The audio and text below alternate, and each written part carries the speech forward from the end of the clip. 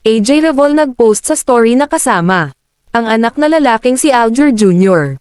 Nakakatuwa na naife-flex na ngayon ni AJ Rabal ang kanilang mga anak sa social media na wala nang nambabash. Marami nga ang nagsisabing napakagaling magtago ni AJ Revol ng sekreto dahil kahit mga kaibigan nito ay hindi nakaalam na may anak na ito.